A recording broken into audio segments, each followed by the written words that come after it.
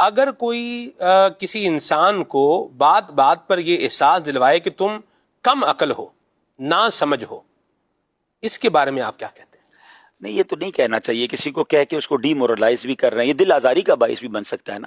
اور ضروری نہیں کہ جو بار بار تانے دے رہا ہے شاید وہی زیادہ کم عقل ہو، اس کے اندر عقل ہی نہیں ہے کہ وہ سامنے والے کو کم عقل اس کے منہ پہ کہہ رہا ہے. تو یہ تو دل آزاری بھی ہے، تذلیل کرنا بھی ہے. اور بعض اوقات یہ اگر ہم اپنی فیملی میں کسی کے ساتھ کر رہے ہیں نا، اپنے بچوں کے ساتھ بھی بعض اوقات کچھ لوگ یاد ہوتے تمہیں تو عقل ہی کوئی نہیں ہے، تم کبھی بھی آگے نہیں بڑھ سکتے، ہم اس کو پہلے ہی اس کے راستے روک رہے ہیں.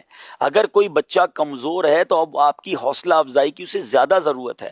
اس کو اچھے انداز سے گائیڈ کریں کہ بیٹا یوں نہیں یوں کرنا تھا، آپ کو اور فائدہ ہو جاتا. تو اس کو احساس دلا کے اس کو اس بھنور سے نکالیں، نہ کہ اس کو ڈرون کر دیں، اس کو دبا دیں. استاد بھی بعض اوقات کرتے ہیں، ٹیچر بھی بعض اوقات، پتہ نہیں وہ کیسے ٹیچر ہوتے ہیں کہ جو بیچارے طالب علم کو اتنے تانے دیں گے تم کچھ بھی نہیں کر سکتے، تم آگے بڑھ ہی نہیں سکتے، تو کچھ نہیں ہوگا. مجھے یاد آ گیا کہ مولانا سردار احمد صاحب کی جو والدہ تھی وہ کہتی تھی میرے بیٹے کا نام سردار ہے، اللہ سے دنیا اور آخرت میں سرداری ہے.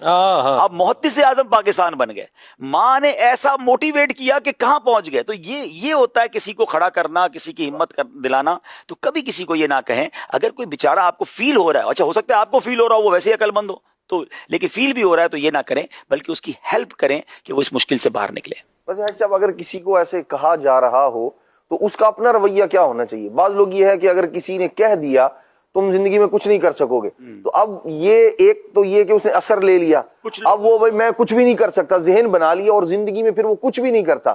تو دونوں طرف والوں کے لیے ہو، اس کو کیا کرنا چاہیے؟ یہ تو بے وقوفی ہے. بعض بہت سارے ایسے لوگوں کے واقعات ملتے ہیں کہ کسی نے ڈی مورلائز کیا، اس نے اس کو چیلنج لیا کہ میں کر کے دکھاؤں گا، اور اس نے اس سے اچھا کر کے دکھایا. تو اس کو تو آپ چیلنج لینا کہ وہ تم دیے بادے مخالف سے نہ گھبرا اے عقاب، یہ تو چلتی ہے تجھے اونچا اڑانے کے لیے. تو دنیا والے تو کہتے رہیں گے، اب آپ ثابت کریں اپنی پرفارمنس کے ذریعے کہ الحمدللہ میں وہ نہیں ہوں جو تم کہتے تھے، اور میں اس سے آگے بڑھ کے دکھاؤں. اور لوگوں نے کیا، ایسے کئی لوگ ہیں جن کو بہت کچھ کہا گیا، اور جب ان کا کام سامنے، امیر اہل سنت کی مثال لے لیں، دعوت اسلامی کی مثال لے لیں.